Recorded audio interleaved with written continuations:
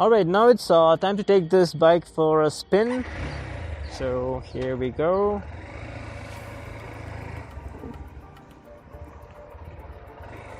I won't be able to do a 0 to 60 or 0 to 100 because we don't have the roads here, so it's just going to be a short spin. And sorry guys, I'm riding on the wrong side of the road. Just going to take a U-turn.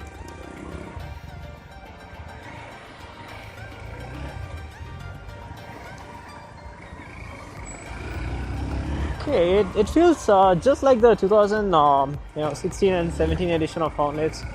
I thought, listening to the exhaust on, I thought this was just going to be a little smoother, but no, it feels exactly the same. And despite the reduction in power figures, I don't think it's gonna affect this bike's performance in the real world. The bike feels really smooth. The gearbox is still hard. It's not as smooth as, let's say, an Apache 160, the new Apache 160 4V. Alright. Just gonna rev it a bit. And yeah, it's a good bike. It feels exactly like the 2016 and 17 versions. The bike is really smooth, no vibes at all. The bottom end is not so good. You'll have to push this bike beyond 6,000 RPM to really extract the power. I hope there are no cops here. I'm just gonna take a U-turn over here. I'll try a 0 to 100 run. I think we have a decent stretch of road, or at least 0 to 80. Let's give this a try.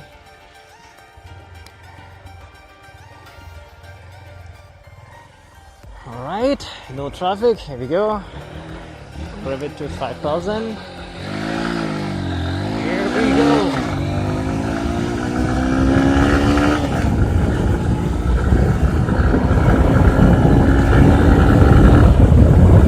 Oh shit. Wasn't expecting this guy to come on the other side of the road. Alright, that didn't go out well. But I hope you guys got a glimpse of its performance. It's not the fastest bike around, but it's still quite decent. Just that you have to rev this bike above 6,000 RPM for it to get going. I think 0 to 60 is about, it takes about 5 seconds. And I had a 2016 edition of Hornet and I was able to do 0 to 100 in about 14 seconds. Speed indicator sometimes 13.5. And if you measure it using a GPS, it should be around 16 seconds. And I guess this bike is gonna, the performance figures is gonna fall in the same benchmark ballpark. So not a bad bike.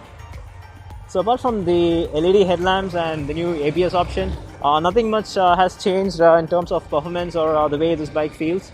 It's still lazy below 5,000, 6,000 RPM. The bike is smooth as before.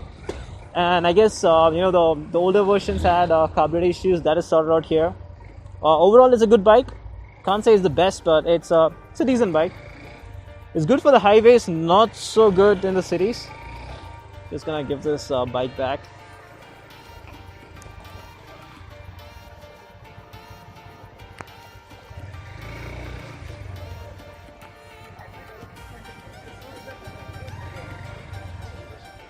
There you go guys, the first ride review of the 2018 Hornet. I'll try to get this bike for highway test to actually test the top speed and the 0 to 100 acceleration figures. I'm pretty sure this can do about 120, 125 on a straight road. Well, 125 would be too much, maybe 120, 121 on the straight road.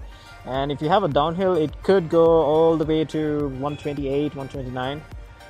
Because I've done 133 in my Hornet. But I've slightly done I've done some slight modifications, changing the tires and stuff. But yeah, overall it's a good bike.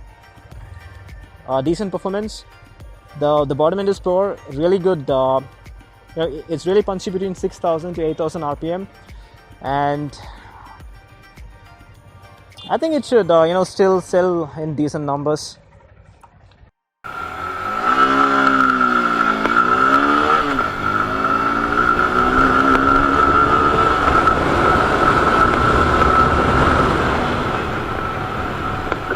third gear can go all the way to 95. Not bad. It might be a second slower than Hornet, but not bad.